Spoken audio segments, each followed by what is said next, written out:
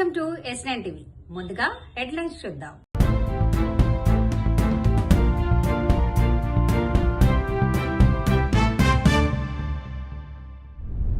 Championship పోటీలు ప్రారంభించిన MLA Talasani. 3 నెలల్లో వరంగల్ విమానాశ్రయానికి ఫౌండేషన్. కంటోన్మెంట్ లో డబుల్ బెడ్రూమ్ ఇళ్ల పట్టాల పంపిణీ. సంతోష్ నగర్ లో గ్యాంగ్ వార్ యువకుడిపై దాడి. కుస్తీ పోటీల్లో అండర్-17 ఆంధ్ర కేసరి అవార్డు గ్రహీత అయినటువంటి సంతోష్ యాదవ్ గారు, గడ్డం శ్రీనివాస్ యాదవ్ గారు, అఖిల్, అస్లం గారు, అభిమన్యు, అర్జున్ అన్న, లింగమన్న అందరికీ కూడా నమస్కారాలు. ఎంతో సంతోషదాయకమైనటువంటి సందర్భం. ఈరోజు ఉదయం నుంచి సాయంత్రం వరకు ఈ అండర్-17 కుస్తీ పోటీలను నిర్వహించడం చాలా సంతోషించదగ్గ విషయం. బట్ కుస్తీల మీద ఇంట్రెస్ట్ ఉన్నటువంటి యంగ్స్టర్స్ చాలా మంది ఉన్నప్పటికీ ఈరోజు దగ్గర 120 తాలీంలు ఉన్న హైదరాబాద్ సిటీలో, కానీ ఎంకరేజ్మెంట్ ప్రాపర్గా లేక వాళ్ళు నానా రకాలుగా ఇబ్బందులు పడుతూ ఉన్నారు.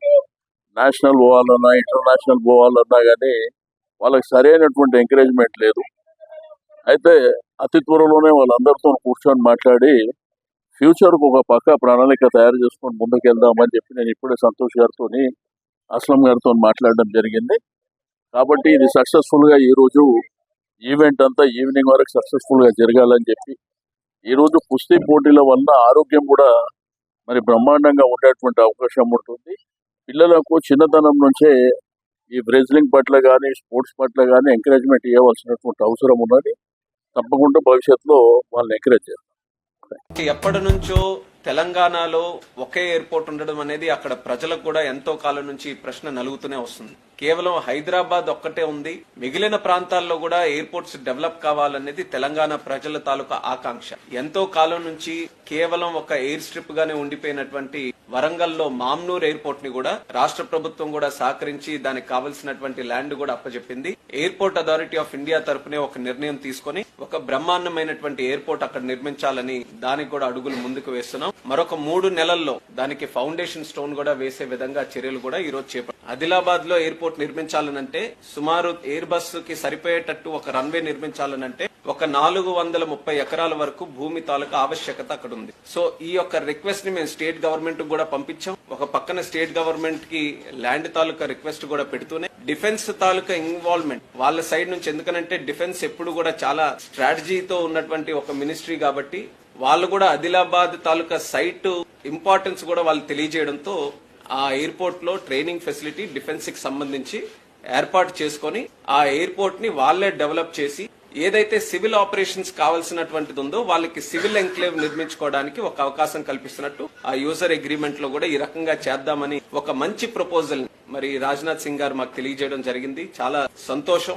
ఎందుకనంటే ఇందులో 3 తాలూకు ఇన్వాల్వ్మెంట్ కూడా చాలా ప్రాముఖ్యత కలిగింది. Civil aviation department, defence, ministry of defence, అలాగే మన స్టేట్ గవర్నమెంట్. ఈ 3 కలిసి ఏప్రిల్ 17th నాడు గ్రౌండ్ కి వెళ్లి అక్కడ మరొకసారి ఓఎల్ఎస్ ఆబ్స్టికల్ లిమిటేషన్ సర్వే కూడా చేసుకుని మరొకసారి ఫీల్డ్ కి వెళ్లి స్టడీ చేసి ఇంకేమైనా ఆబ్స్టికల్స్ ఉన్నా, ఇంకేమైనా లిమిటేషన్స్ ఉన్నా వాటన్నిటిని కూడా పరిగణలోకి తీసుకుని రన్వే ఓరియంటేషన్ లేకపోతే మాస్టర్ ప్లాన్ ఇవన్నీ కూడా స్టడీ చేసి దాని మీద ఒక ప్లాన్ కి మాస్టర్ ప్లాన్ కూడా నిర్ధారించడానికి 17th నాడు ఒక నిర్ణయం తీసుకుంటున్నారు.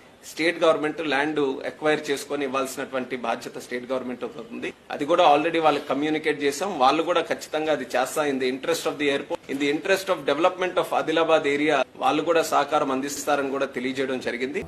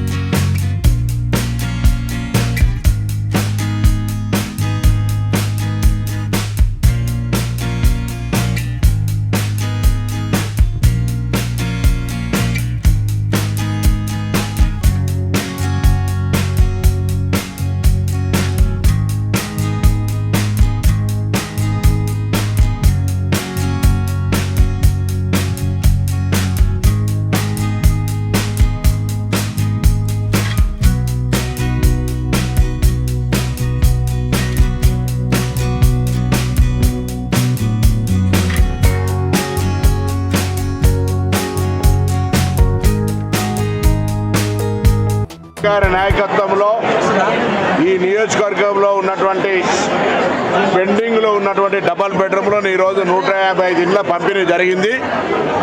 ఇప్పటికే కొన్ని అసంపూర్తిగా ఉన్నటువంటి ఇళ్లను పూర్తి చేసి గతంలో కూడా ఇళ్ల పంపిణీ కార్యక్రమం చేసినాము. భవిష్యత్తులో కంటోన్మెంట్ పరిధిలో ఉన్నటువంటి ఇల్లు లేని వాళ్ళందరికీ కంటోన్మెంట్ను స్థల సేకరణ చేసి ప్రభుత్వం పక్షాన ఇందిరమ్మ ఇండ్ల నిర్మాణం చేసే ప్రణాళికను తీసుకొని ముందుకు పోతా ఉన్నాం. అదేవిధంగా హైదరాబాద్లో కూడా ఇండ్లున్న వారికి ముందు ఇండ్లు శాంక్షన్ చేస్తూ ఇండ్లు లేని వాళ్ళందరికీ కూడా స్లమ్స్లోనో ప్రభుత్వ స్థలాల్లోనో ఇందిరమ్మ ఇండ్లు నిర్మాణం చెప్పే కార్యక్రమాన్ని గౌరవ ముఖ్యమంత్రి గారి సూచన మేరకు గృహ నిర్మాణ శాఖ మంత్రి హైదరాబాద్ సంబంధించినటువంటి ప్రజాప్రతినిధుల సమావేశం పెట్టడం జరిగింది.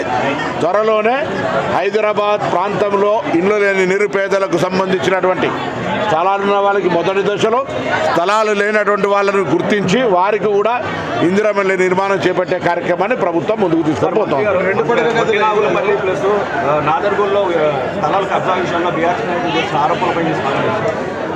ఇప్పటిదాకా గంట సేపు ఈ కార్యక్రమం ఆలస్యం కావడానికి గౌరవ రెవెన్యూ శాఖ మంత్రి వాటన్నిటిని వివరంగా చెప్పడం జరిగింది. అవన్నీ గత ప్రభుత్వ హయాంలోనే కేటాయించబడ్డాయా, వాటికి సంబంధించినటువంటి అంశాలు ఉన్నాయా అనేది గౌరవ రెవెన్యూ మంత్రి గారు స్పష్టంగా దానికి వివరణ, ఆరోపణకు సంబంధించినటువంటి మంచి వివరణాత్మకంగా చెప్పినారు. మిగతాయి కూడా అన్ని కూడా ఇవ్వడం జరుగుతుంది. ఎలిజిబిలిటీకి సంబంధించిన పారదర్శకత ఉండాలనేటువంటి అంశం తప్ప ఇక్కడ ఎటువంటి పొలిటికల్ ఇంటెన్షన్ కానీ అనర్హుల కంటే అర్హత కలిగిన వాళ్ళందరూ రావాలనే ఒకే ఒక ఆలోచనతో, అంతే తప్ప ఇంకొక అంశం కాదు. ఇంతటితో వార్తలు సమాప్తం. మరిన్ని అప్డేట్స్ కోసం చూస్తూనే ఉండండి S9 TV న్యూస్.